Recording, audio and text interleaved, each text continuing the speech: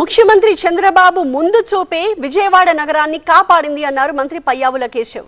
ప్రజల అవసరాలు తీర్చే విషయంలో ఆర్థిక శాఖకు పరిమితులు ఉండకూడదని సీఎం ఆదేశించారన్నారు. గత 5 ఏళ్లు పూడికలు తీయకపోవడం నిర్లక్ష్యం ఫలితంగానే ఇంతటి నష్టాన్ని ఇప్పుడు మనం చూస్తున్నామన్నారు పయ్యావుల కేశవ్. విజయవాడ చరిత్రలో ఎరగనటువంటి వర్షాలు వరదల్ని వాళ్ళు చూసినటువంటి పరిస్థితి 100 సంవత్సరాల్లో లేక 200 సంవత్సరాల హిస్టరీ అయితే రికార్డెడ్గా ఎక్కడ కూడా కనిపించడం లేదు.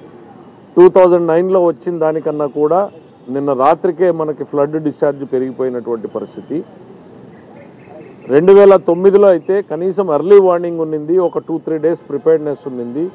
తెలంగాణలో నుంచి వచ్చినటువంటి వర్షాలు, స్థానిక వర్షాలు అన్నీ కలిపేటువంటిది పెద్ద ఎత్తున ఫ్లడ్ డిశ్చార్జ్ జరగడం, నగరంలోకి వాటర్ రావడం, ఇవన్నీ చూసిన తర్వాత కేవలం ఇవాళ ముఖ్యమంత్రి గారి ముందు జాగ్రత్త చర్యలు, అప్రమత్తత పెద్ద ప్రమాదాల నుంచి మనల్ని కాపాడుతూ ఉంది.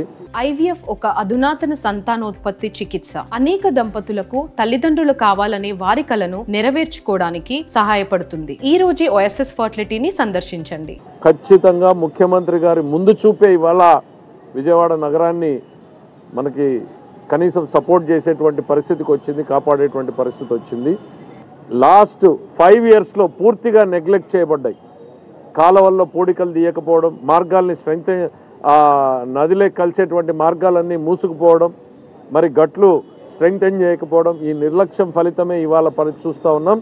కలెక్టర్స్కి కానీ ఎవరికి ఎక్స్పెండిచర్ అనేటువంటిది ఎక్కడ కూడా అడ్డంకులు ఉండకూడదు, పరిమితులు అనేటువంటి ఏ రకమైనటువంటి పరిమితులు లేకుండా టోటల్ ప్రజలకు అవసరాలని తీర్చడమే లక్ష్యంగా పనిచేయడం జరుగుతూ ఉంది.